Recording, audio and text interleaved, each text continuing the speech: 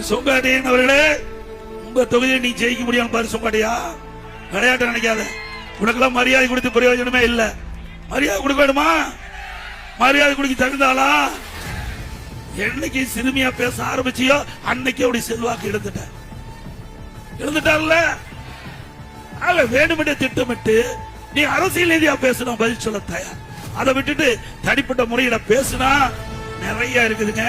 டிவியில போட்டு விட்டுருவேன்.